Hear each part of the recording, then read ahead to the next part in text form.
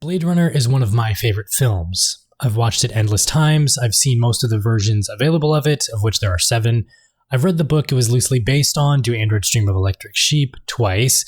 I've listened to the BBC audio drama, it's really good. There are no owls, it's artificial. It's real. Here, I'll wake it up for you. And I've played the video game adaptation once. Hallelujah. I'm no super fan like some others, I can't quote it by heart, I don't know all the ins and outs of its development, and I haven't collected any merch yet. But what I do know is that the sequel, 2049, wasn't that great. It's not terrible like some other fans say it is, and it's not the end-all be-all of sequels to some others.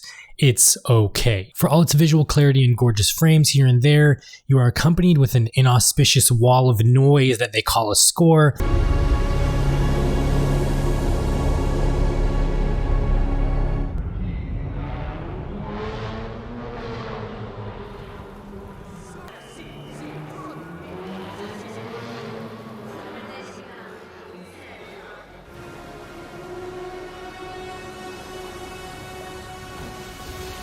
Open the door.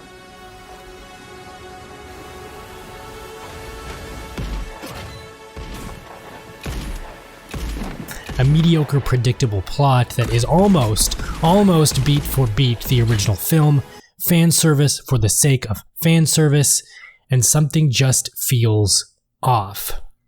I went into 2049 with reserved expectations, and maybe that was my problem. I, like many other fanatics, went in with expectations. It's hard to go into a supposed sequel to a film you love without them. We as fans, be it of this film or another one, will almost always have a biased opinion. When the film wrapped up and the credits rolled, it felt very lukewarm. Again, it's not a bad film. The noir elements involved in a future noir film wrapped up how I thought they would, be it for better or worse. And all the while I kept thinking, as those credits rolled, that there was already a better sequel to Blade Runner and that it happened nearly 20 years prior. And that sequel, that proper sequel, is Soldier. Jacket, he's got long hair, it comes over his eyes, he wears glasses and sneezes.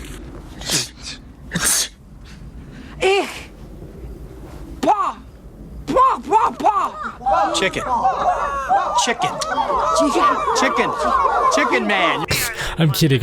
It's the video game. It's the video game adaptation of Blade Runner. Video games are a separate, very different medium than film. At least they were.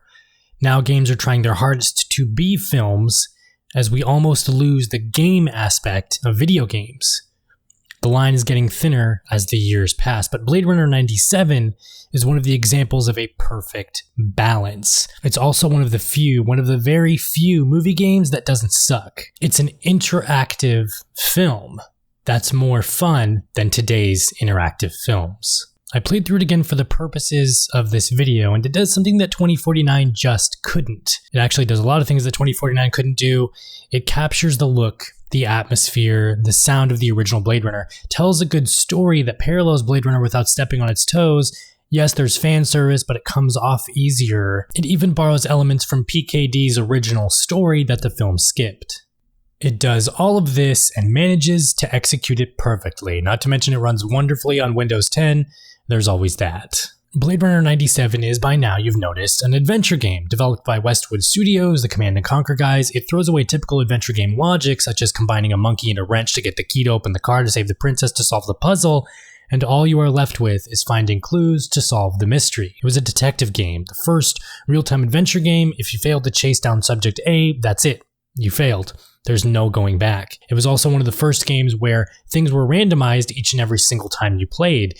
Person A might be a replicant in playthrough 1, person A might not be a replicant in playthrough 2. The replay value was always different, and it always changed, leading to endless possibilities and combinations. Now this was back in 1997, folks. This shit was fucking revolutionary. Apart from it being a good game, it also held its own as a film. You could just watch a movie version on YouTube and you'd be just as entertained. Also, if you speedrun this thing, it lasts about 2 hours, possibly 3, the average length of a normal film nowadays. Now, although it looks extremely dated visually for today's time, back then it was one of the best looking adventure games for the PC.